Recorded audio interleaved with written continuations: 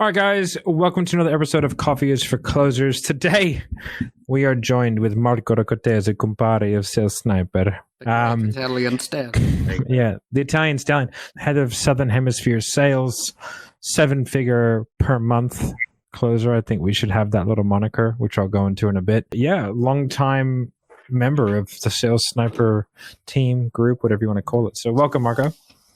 Thank you, guys. So it's about a year coming up now, right? If you listen to this podcast, you will make your first million within 3 years. I'm going to repeat that. You will make $1 million within 3 years of the first episode you listen to.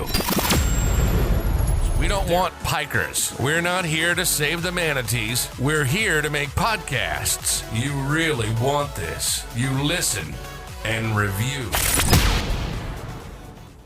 Put that coffee down. Wanted to get Mark on the podcast today because the last few weeks we've seen an enormous, increase in sales. I mean, it's been steadily increasing over the last year, but just really wanted to have him on and talk about what it takes to be a consistent, very, very high converting sales rep, the difference between guys that are sitting there making 10K a month between the guys who, Marco's on salary, so his comm structures are a bit different, but the guys who can consistently pull in, Marco's probably pulling in 50, 60, 70K a month in commissions for the company, just converting it over 80, 90% week in, week out.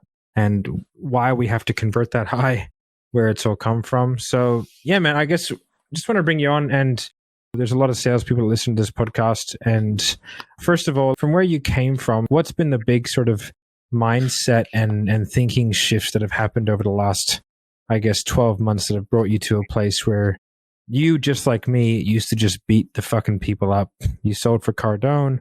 We sold for fitness. We used to beat people up. Like, where are you at now in terms of your thought patterns around getting people over the line?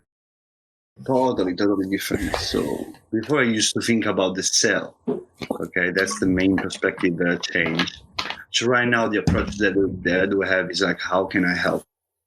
And there helps me mentally to be able to do more calls in a day, because I used to get burnt out after 2-3 calls because you have to fight with someone. But right now I'm not in an argue with everyone. So I'm just really in a position where I'm trusted advisor, so I can help. And that changes the way how you see your job. Like, you went from 3 sales to 20 by generally just trying to understand the situation rather than fight. That's the main part of it. Just a bit of a background for everybody. Me, James, and Marco all used to work for a gym chain company, and James would run stuff, and then me and Marco would sell stuff. I think our style was very, very abrasive. And then when I went into the high ticket selling, I sort of carried that style over, but it was still very effective. But it was creating a lot of burnout, a lot of issues. And then it took us a little while to convince Marco to come over. Like, how long? What, it took us a few months to convince you to come over to the dark side? Many phone calls. Yeah, I think we had a little bit of a contact on maybe around March. Yeah. And after I made the big move on September. Yeah. Yeah. 3 days, 1 year. So. Yeah, it's awesome, man. Yeah, so I think the evolution that I've seen as a sales manager, and James can speak to this as well, has been it's been really interesting to see, because obviously you've gotten better at sales, but it's not until you've taken on the responsibility and, in my opinion, had the mindset shift away from complaining towards solving problems that you've really started to take things to a whole new level. Yeah, I mean, I'm a person that listens a lot, okay, to what people tell me to do. And I'm lucky I got James, and I always tell me, don't complain about things that you can't control. Focus on things that you can control. And that is a big change. It made me like, oh, fuck, you know what? Until now, I've been really focusing on the wrong things. I've been complaining about the marketing. I was like, how can I change that, so that I can still make sell?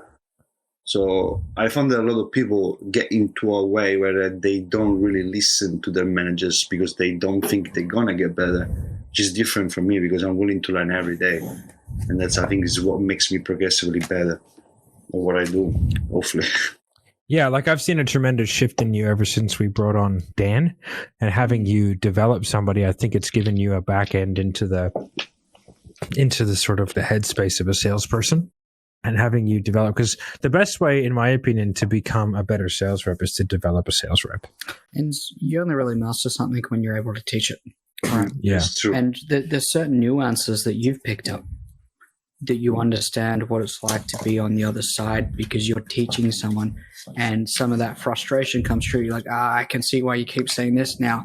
And then once you'll be able to take that from a separate perception as opposed to being the sales rep, you're able to fully understand and grasp the reason why things are done, why we do certain things, and therefore accept and run with it a little better. Yeah, exactly right. Yeah, I think it's a good lesson for people because, like, if you're out there and you're at a spot where you're like plateauing, man, develop somebody for free. It'll hold up a mirror to yourself. I'm pretty lucky where I get to help develop Marco and his sales skills, and we do our role plays and we do stuff, and I pick up on little things that he does, and I'm sure vice versa. But that kind of allows me to solidify some of those things, and they're all such small things. But like, it's that kind of nuanced stuff that really allows you to dive deep and have a think about it, and then take that to your own calls and my own calls. And because I'm still selling, which I think is an important component of being a sales manager, you can't just be the guy that does nothing, especially if you're in my position. And if you want to take that to the next level, take on 20 interns. Yeah. And there is one thing that I want to say, which is really important, because I'm being coached right now, because of course, like, part of selling is to be able to take action yourself. And the main things I've learned from the coaching I've done in the last few months, that people care more about other people than themselves. And that's why I've decided to train them, because I was like, he helps me to understand things about me that I didn't know. And that helps me to sell more people, because I get to know myself a little bit better.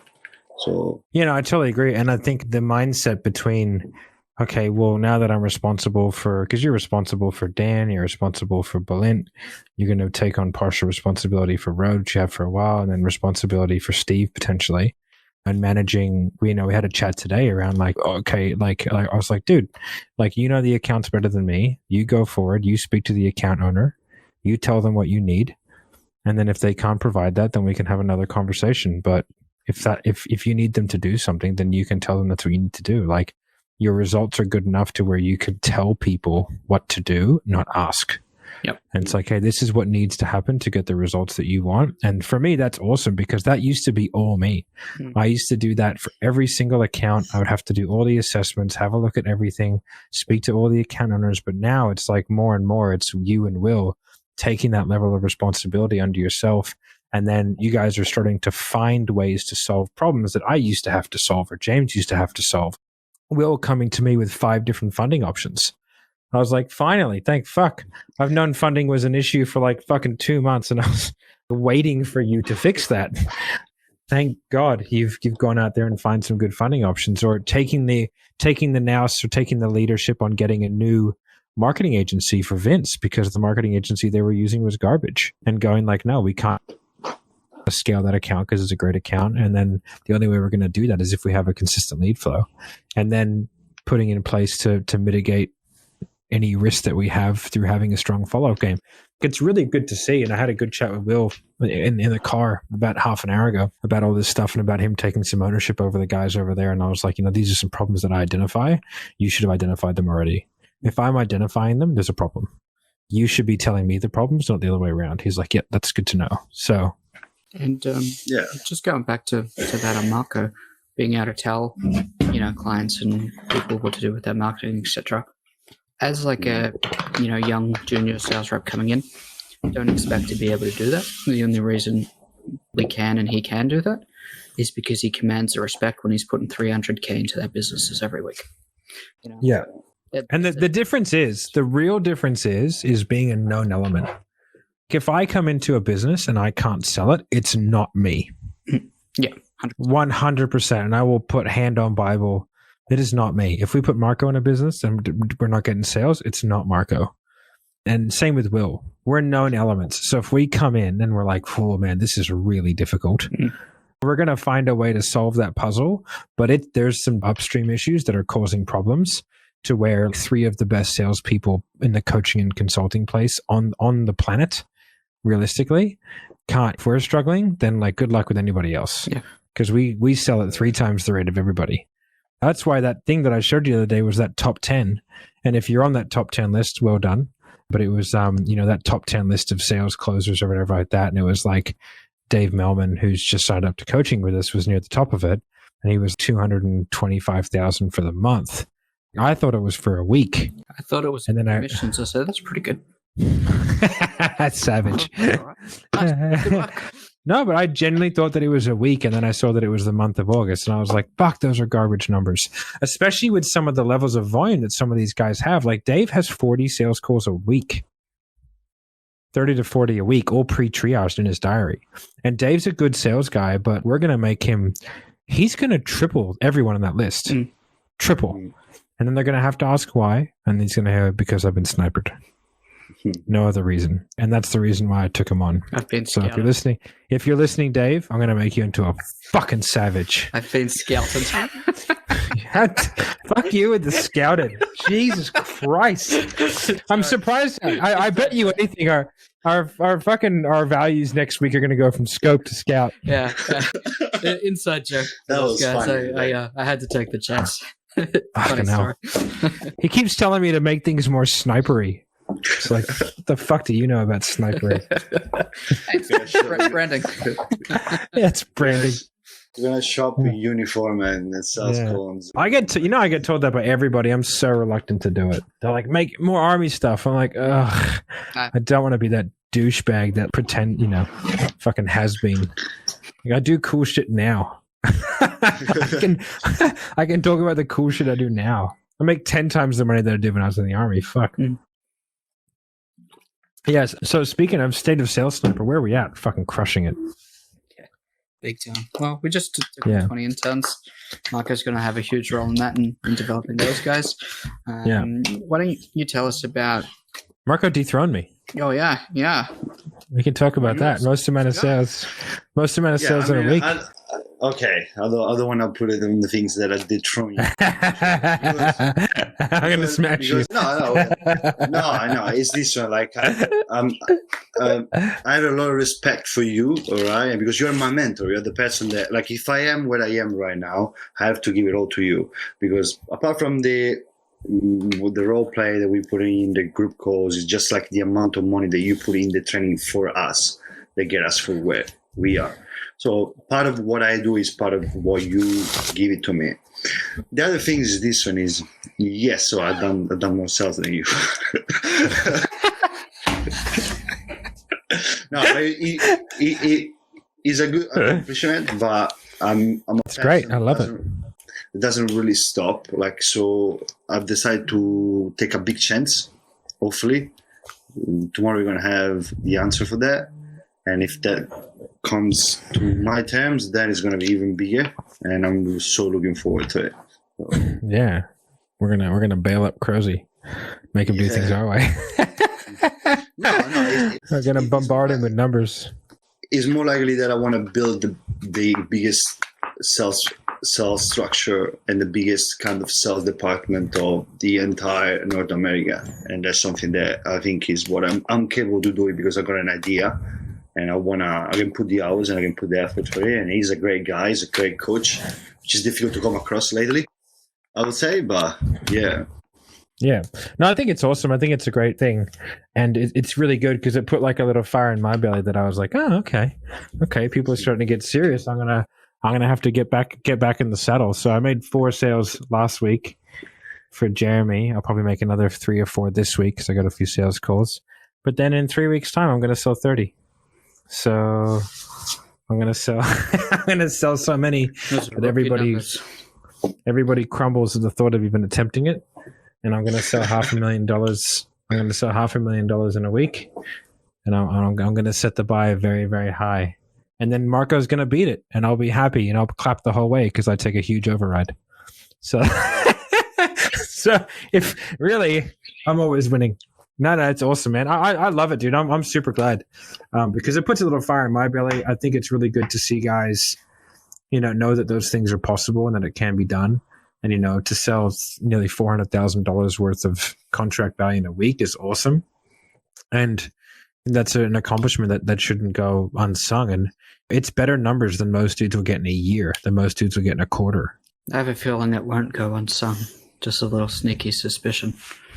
No, yeah. I'm sure Dum. there might be something coming. Coming your way. It's all good. All good.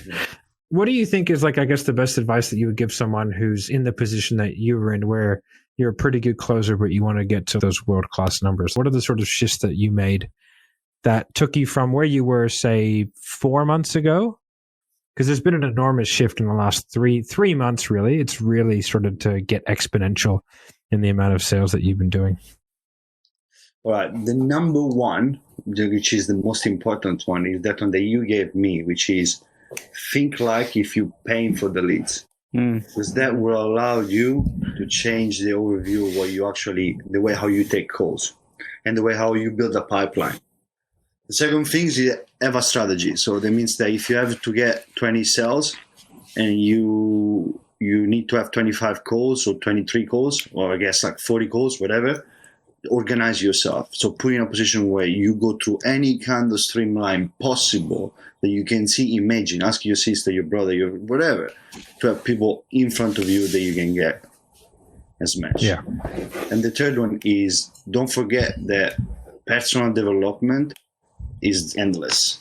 So there is something that you can learn every day in things that you don't know about. It can be everything. It can be from like the way how you speak, the way how you communicate, the way how you speak English. That's me. And the way how you sell. So you never at your top until like you can constantly improve yourself. And people will give you certainty and people will buy for that. What are you doing now for your personal development? That's endless. I'm reading a book which is called Awaken the Giant for Tony Robbins. But the way how I read books is I read books and I take notes, read books, take notes, read books, take notes. Okay. What else? You're doing some. You're doing coaching with Tony Robbins, right? Yeah, I'm doing coaching with Tony Robbins, which is 1 call a week, and we go through a little bit of personal stuff in life. Awaken the Giant is I'm reading. I'm watching Unleash the Power Within Yourself on YouTube, and twice a week I do group calls with Dan, which we watch some of other group calls of January Minor. And then we do that on Saturday and on Monday, so we can get up to speed of what we have. And in the mix, when I have no shows, I do role plays with him and I do follow-ups with him. So. Yeah, I just think there's a couple of things there. I think the mindset shift of acting like you've paid for the leads is one of the best things that you can do, because it really gives you a whole new perspective. And if you can ask the influencer or the business owner that you talk to, hey, how much does it cost to get somebody onto a sales call? And they tell you, you'll be fucking flabbergasted as to how much it costs. Like, it could take $1,000, maybe $2,000. Hopefully it's $500. Best case scenario, it's $500. So if is really. Yeah, I mean, if you think about it, like, it's terrifying. Like, some of the numbers that these guys are proud of, where they're pulling in 25 closes at 10 grand in a month, and they've done like 120 calls for the month. It's incredible to me that those businesses are still running. So they might be running at $500,000 a month, but I mean, the amount of volume that they have to get, and these closers are running commission only, or maybe a tiny, tiny base. And I just don't know how they make any fucking money. There's so much on the table, and I think they have such an abundance of calls that they just get lazy. They don't follow up. They don't ask for referrals, and it just becomes too easy. And so, like, it's a difficult thing to train out of people, but you've almost got to like limit their abundance and give them KPIs on, like we talked today, we need to have a KPI for referrals. Yep. Whereas you need to generate, for every 10 sales, you need to have 1 referral. Something like that. And then we need to be able to have a pipeline thing where people can be held accountable to do their follow-ups effectively. Because what gets you from being someone like, I was making around I was like at least $10,000 a week commissions when I was doing just commission only sales. And the only thing that was different between me and the other guy on the account was that I just fucking got after it. My close rate was better. My close rate overall from sales calls booked, that's including no-shows, was 50%. Right? His was 40%, but I made 3 times the sales. Yeah. So my close rate was actually like 80% from people who turned up. But if the only metric we had was ones that were booked. So if I booked in 10 sales calls, I would definitely sell 5. He would sell 4. I made at least 2 to 3 times the amount of sales that he made on a monthly basis, simply because I would just go in there, I would call the pitch list, I'd follow up, I had a pipeline. And I don't know what the fuck these guys were doing, man. It was just crazy. I was like, what are you doing? What are you so busy doing that you can't follow up with leads, that you can't ask for referrals, that you can't? And to me, it's just baffling to me that guys just don't do that, because I just don't want my income to be dependent on somebody else's ability to get leads. It's baffling to me. And it's one of those things that actually, it's like one of the few things that I get the shits about when people complain about not having enough money, but they don't do the actions that they would take to ensure that their money and their income is secure. If you put any one of us, like James hasn't sold for a while, but James can sell. You put any 3 of us in any account and we're going to be the most successful person on the fucking account, simply because we're going to be the one that gets after it the hardest. Yeah. It comes from a hunger. You know what I mean? Some people have it, some people don't. And also, I can tell you from my side standpoint, I step inside any account with no ego at all. Like I remember, and I want to give a shout out to Troy, an amazing person. I step into his account with like zero knowledge about a product that I didn't know. And I knew I was starting from zero, but what makes, things up to speed is like, how can I get better on selling that things? So you have to reinvent yourself every time you go in. You can't step with the ego. Yeah. It took me 3 calls to sell Troy. Yeah, really? It was a 3-call close for Troy. It took me 8 weeks. I had to nurture him. Those are the sales that you guys don't see, right? It's so funny. The sales that I do, like I sell for Jeremy, right? And those are the sales that I consider sales. But like today, I sat down with that dog company. Mm-hmm. They came back to me. They want to do that fucking 100K. And I'm just like, oh, fuck, how are we going to do this now? So they're trying to get financing so they can, I'm sure we'll work it out. Mm-hmm. So I'm sure we'll figure it out. It can happen. Starting to think like the leads are yours is incredibly important. It gives you a whole new vigor amongst how you're going to go after the leads. It was a real mindset shift for me. Well, it wasn't for me because I was always the guy paying for the leads. I have this I paid for the leads for so long with gyms that I had to follow up with people so fucking tenaciously. And because I was making no money, dude. Like, there's no money in gyms. Like, fuck, we were just working so hard to sell a $97 product. Remember how hard it was to sell $97 or $197? Like, that's a nightmare. It was tearing your fucking hair out trying to get these people over the line. Yeah. We had to get so good at it.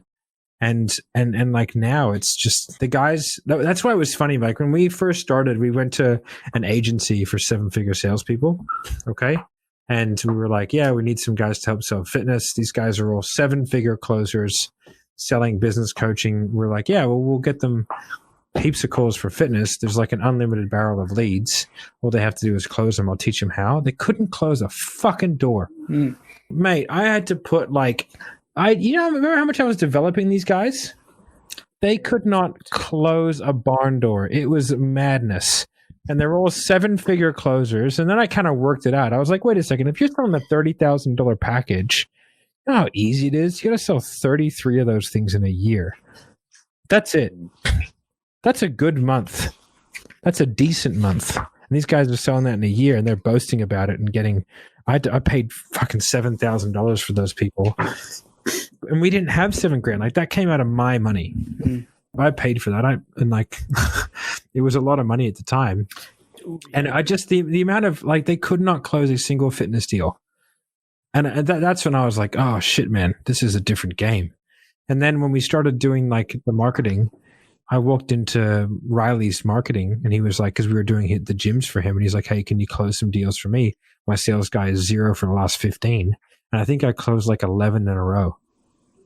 Yeah. And I'd never done a high ticket sale in my life. Just going back to those guys that we hired, I'd be, saying that they couldn't close fitness because it's harder. They probably close an easy account. I doubt they could close anything, after going back and looking at it. Man, some of them. It was rough. It was rough, dude. Between selling a $30,000 contract to someone and selling a gym membership on the phone for $97 a week, trust me, the $97 a week is hard. Yeah, it's way harder. Tell me this, It's way harder. Yeah, there's no ROI. How much energy and mental ability does it take for you to sell 30 gym memberships as opposed to selling 10 30K coaching packages in a week? That's a good question. Then, Like, what's harder? What fries your brain more? the gym membership do, but time. that isn't because of me. No, it is because of me, because I used to start in a way where I was in a battle. There's a war zone. So you get in there emotionally involved. And that doesn't help you in the long run, because then you're doing 40 to 50 calls. You sign up like, let's say, half of that, but you're really drained. Mm-hmm. So yes, it's hard if you sell it in that way.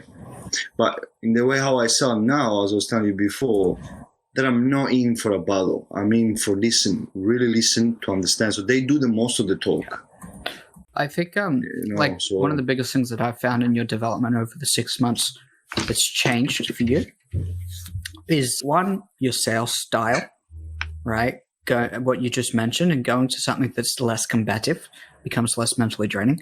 And I feel like your mindset has changed immensely to the point where losing sales and accepting that not closing everyone is okay. And when you've made those acceptances, like, okay, I can only control what the things I can control, and I should only react emotionally to the things that I can control. Having that change for you has changed your mindset significantly and allowed you to get to that next level, because it becomes less mentally draining. You're not tired all the time. You're less combative because you're in a better mood. And to me, it seems like that's been the biggest change in your ability to generate sales, and generate that next tier of income.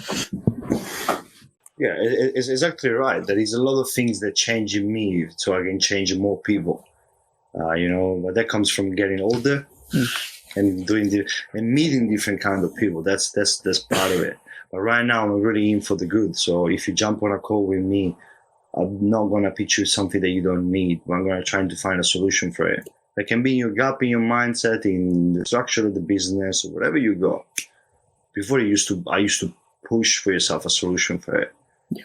And that's why it's difficult. I think that's the thing as well about when you get to the position that we're in, where we have the ability to pick and choose our clients. It makes a big difference. Like when you can really sit back and go, like the moment I told Will we were looking at doing this deal with this guy, and I was like, because I want Will to start setting up those deals. And I was just like, he's like, no, I think it'll be good. I go, well, are you just excited about it because it's setting up your first deal? I was like, or is he actually going to be good? Because if you have any inkling that he's going to be a douchebag, just say no now. And he was like, okay, let me think about it. I was like, because we don't need to do like an ego play. There's enough stuff out there, in order for us to have plenty of opportunities. So we don't need to take on work that's not going to be like productive in the long term. I think those three things are pretty powerful. And I think that some of those mindset shifts, they'll make a big difference. And I guess, what's the single best development tool that you think you've gotten over the last, say, 6 months that's gotten you to a position where you are one of the best in the world? Patterns and behaviors of people. That's like the biggest things. I never saw a pattern behind not making a decision, a person. But right now I can change that, no matter what the offer is. What do you mean? So behavior some people approach it. Yeah. Having the right pattern and being congruency. Some people get on a call, but they're not in congruency with what they want to be. The actions don't match the words. Exactly right. So it's like, yes, like, I love the fact that I closed a lady an hour ago. You're saying this, and I pointed out to her, like, yes, I love the fact that my clients always get back to me. That's in web development, because it makes me feel fulfilled. But what I want for my business is freedom. I was like, well, what you're saying and what you want to write doesn't really match up. Because if you want freedom, then you need scalability. So you have to change the values around and make your business the things is getting rewarded. It's the aha moment, right? Yeah. She was like, wow, I never seen from that. As soon as you hear that, you've sold somebody. The moment somebody goes, I never thought of it that way, you provided them with an insight that they couldn't otherwise get themselves. Therefore, you become a trusted advisor, and you become the person with the insight. And all you're selling in coaching is you're selling insight. That's all we're selling. And a lot of people don't realize that. People think that we're selling deliverables. They think that you're selling one-on-one coaching, group coaching, a website portal, this and this. It's not true. If you're out there and you're selling coaching, all you're doing is selling insight. So the deliverables are not important. You don't have to go through the deliverables. It doesn't matter. All you have to do is get the person to understand something about themselves or their business. And you don't have to have a technical ability to do that. You just have to have the ability to draw out the conversation using the right questions to get them to tell you something in a way that they hadn't previously thought about it, which is essentially all you're selling. Also, if you would have pushed a lady like this, okay, you would have put her in a situation where she would have felt really uncomfortable as well. But she didn't understood that the value of the work is the company, is not her, for the scalability. So you never close someone like this without changing that kind of perspective. That's the biggest things I realize in life, and for my life as well. Changing things that I don't like on the spot like this. Okay, so what's your goals for the next 12 months? I gotta quit smoking. Like for Lamborghinis. No, I'm not a money guy. Honest, like I don't even know how much I get paid per week. I do. It just comes in. I do because we have to pay it. Yeah. I've got the idea that I've got an account that I want to get to 500K a month in cash collected, and it's going to get there no matter what. Also, if I have to take an airplane in the middle of a pandemic and get there for trained up people. So I like it. That's whatever it takes. That's the goal. Sweet. And what do you use as like your strategy to like stay quiet of mind during the call? I do cards, right? So I can just mindlessly do shit. And that's what kind of like... I click pens. How sweet. Clicking pens is fucking annoying. It's so loud. I believe in being a state of certainty. So I build a ritual behind what certainty looks like to me. Before I call, I listen, like 5 minutes before I call, I listen to a song that brings me back to what I feel. Every time I close a cell and I read something that I always read. And that just gets me back like, okay, that's me, that's Marco, that's my alter ego, that's the person that I sell. And as soon as the sales finish, then I jump off. I was like, okay, now I'm the person that needs to be able to manage the person to be onboarded. Yeah. So I make a switch. I mean, I'm a different guy when you see me on a call. And you've been on lockdown for what, 6 months now? Yeah, but that's not been bad. That's been a great experience because it teaches me a lot about myself. I learn a lot. See, the fucking theme is here. Don't whinge and bitch about stuff. Just make the best. Yeah, exactly. Go out there and get after it. It's fucking not difficult. There's no lack of money out there. There's just a lack of people getting after it. It's the same as like leveraging debt, right? Someone goes, oh, I don't know if right now is the right time. It's like, of course it's not the right time, dickhead. Like, if it was, then fucking everybody would do it. Oh, I just need the finances to line up. No, you don't. You just need to get a credit card and do it on that and put yourself in a position where you have to succeed. If you know that you wouldn't fail, what would you do? If you know you couldn't fail. Okay, I'll go do that. Otherwise, just, like, what are we doing? The amount of times that me and James say, fuck it, let's do it. It's like once a week. Hey, should we do this? Fuck it, let's do it. But also is teaching people that is important to fail in life either. Like I tell them on the side, like, listen, this doesn't really matter. If the program can work or cannot work for you, it's really up to you and the way how you put it in place. The most important thing is if something doesn't work, you change it. Because if you keep going to hammer something that doesn't work, then you get insane. Yeah, and it's just people who need to wait for things to line up. It does my fucking head in. Obviously, I don't do my head in on the sales, but I'm just like, man, like you're putting obstacles in your own way. It's like when people put timelines on things when you don't need to put timelines. Or they don't put timelines on things that need timelines. It's essentially... It seems like people put unrealistic timelines on themselves and they refuse to put realistic ones. It's basically the equivalent of saying, no, I'm not doing it because my horoscope told me not to make a decision today. I've been told that before. Yeah. It's fucking stupid. I got told that they wouldn't do something until Trump won the election, and this is the guy who lives in Australia. Something's going down, man. I think the hardest one that I came up with is a guy that at the end, which I sold. A guy at the end told me, "Yeah, I'm not going to do it because I'm skeptical. And since I'm skeptical, I'm never going to make a decision in my life." You made a decision to be on this call, dickhead, didn't you? No, but he What are you talking about? like, That's fucking stupid. just like- you realize how dumb Yeah. that sounds? But on that person, though, you have to be nice. I Like, get it. I've done the issue nice on the guy. But what I told him is like, listen, what you're trying to say, from my perspective, is like, yes, I know I have to do it, but I don't have the guts to do it. And that's not being skeptical, it's being fearful. There's another kind of thing. So your conception is wrong. It's like, yeah, I'm fearful. It's like, okay, let's talk It's a about trust that. objection. Which is a good point. You have to define the objection, and that's what a skilled salesperson does. I get so many questions, man. It's like, well, what if they say this and what if they say that? I'm like, I don't know, mate. What if they do? That's a classic trust objection that stems from fear. Yeah, ask the right question. It's just questions. It's all it is. You just like the words that we say out of our mouth have very, very little impact. What the questions that we ask and the words that come back are what really guides and important, which is why some of the most important questions that you can ask is what happens if you don't do this? And you have to let them ruminate over that. And you have to give them the space and the emotional, I guess, give themselves to the emotional leverage to be able to answer that question appropriately. The answer you get from someone is only ever as good as the question that you ask. You ask a stupid question, you're going to get a stupid answer. You ask a good question, you're going to get a good answer. Yeah, it's a good question. We learned this from NPQ, no? Yeah, I think that's the best. It's the bee's knees. If you want to learn more about NPQ, ask me. I'm the head of sales for it now. So,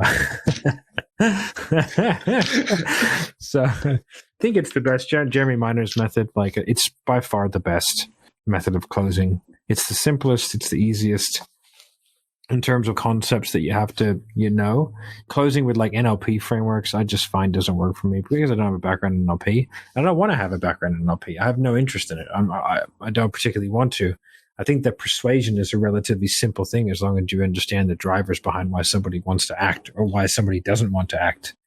Once you understand that, you ask the correct questions and then you get them to answer it themselves. And if you don't like the answers that you're getting, you ask more questions to get the answers that you do want. And so that's what NEPQ does. It took me from really considering fucking stepping out of sales. Like, I mean, I was so close. I was doing that many fucking sales calls and that many triages and banging my head against the wall. And I was still getting sales and making money. But man, it was tough because I was just in these 90-minute to 2-hour fucking slugfests with people, objection handing them for 40 minutes, trying to get them out their own way. And now I close people in 25 minutes. And they're happy about it. Yeah. They give referrals and they say, hey, dude, thank you very much. That was a really productive conversation. Instead of me trying to back them into corners that they couldn't logically get out of, which is a good way to create a transactional client, which is why a lot of these sales coaches and sales trainers, it's why the only thing they can sell is sales training, because sales training is fucking easy to sell. You know how I know? Because I sell shitloads of it. It's so easy. It honestly, like when I started selling sales coaching, it made me lose all respect for sales coaches. So I was like, oh, well, this is too easy. I could make 50 grand a week, but there's no long game to that. I mean, obviously it's a lot of money, but I would obviously hit a wall where I would burn out to the fact where I just wouldn't be able to deliver anything, but I could easily make 5 sales a week. And I'll guarantee I'll collect at least 5 to 10K off every person. But it's like, it's so easy to sell that it gives you a skewed perspective of what sales is. So if the only thing you're selling is a sales coach is sales coaching, the tactics and strategies that you're going to get people to employ are fundamentally flawed because selling sales is different. It's too easy.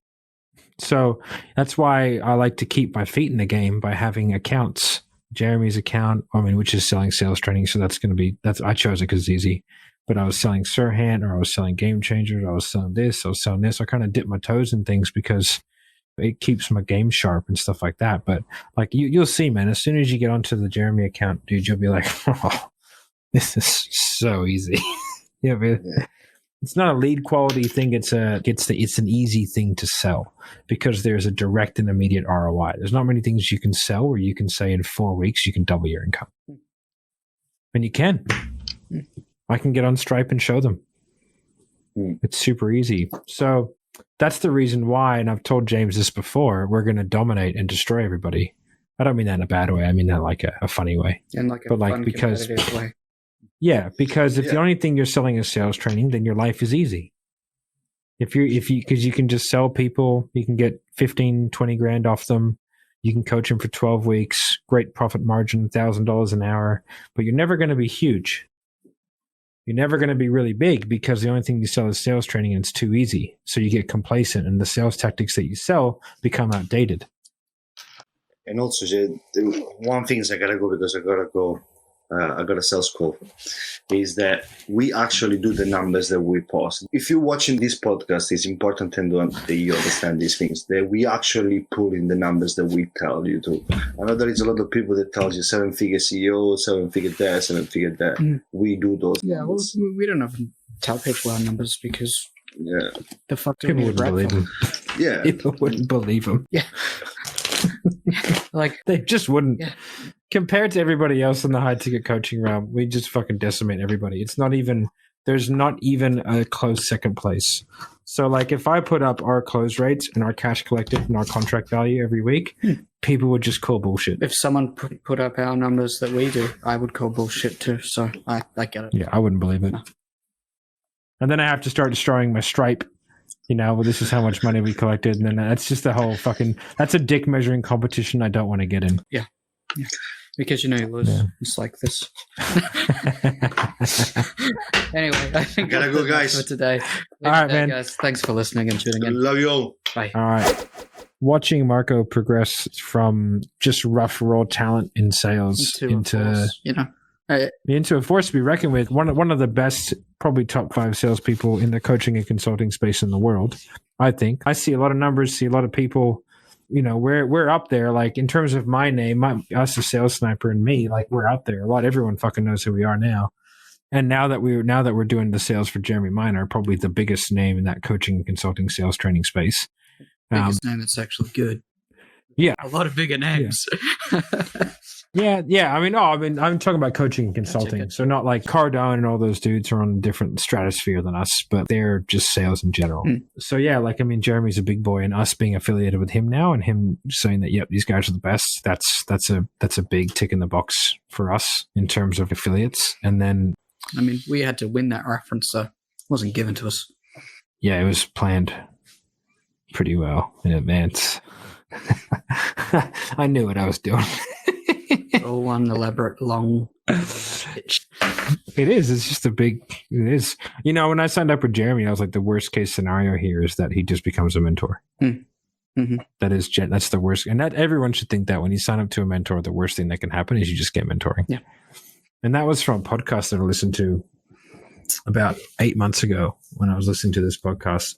And it was a guy who talked about getting mentoring from these super wealthy people. And he was like, man, like he wants to become ingratiated into people's lives. So like, what value can I provide people? What can I do to people? And he was like a PT. Circle, right? Yeah, he was like a qualified PT, and there was this like billionaire dude that he was running like a mentoring group, and he was in Spain in this 5-day retreat run by this guy, and the guy was fat. And then they had a gym, and the guy was at the gym working out, and then he just wrote him a little program. He's like, oh, here you go, dude. I'll write you a little program. And then he did that program, and then all of a sudden he just kept asking him questions. And then they became friends. Okay. And then it was like, sweet. And the guy's still apparently doing that program to this day, like 5 years later. But yeah, like that's, like what value? Because like you can provide value to Bill Gates. You can provide value to anyone because there's some element that you have that nobody else has. And so with me and Jeremy, it was the ability to manage sales reps at a really high standard. Yep. And then get people trained in his methodologies quickly and up to a good standard, and then have all the management and standardization and practices in place to be able to scale that, which is something that he just didn't have. And so by us sharing the wins that we've had and by having a really good rapport and relationship with him, that started to build more and more trust. And then he started to reach out to me and ask if, and that account's going to be an enormous account. I mean, it's the scalability of that business is tremendous. Works with him. Yeah, even larger, which will be awesome. So yeah, so like I'm super excited, and from a personal level, like it's pretty awesome to be asked by your mentor to come and head up the front end of their business. So I'm super excited about it. I actually have a sales call tonight at 10 p.m. But yeah, so good stuff. I hope that was a good podcast. I don't know how they're going to edit that shit up, but again, please like, subscribe, hop on the YouTube channel, leave us a review, do all that kind of good stuff. Thanks, and hope you enjoyed the podcast. Bye. All right, guys. Bye. Put that coffee down. Coffee's for closers only.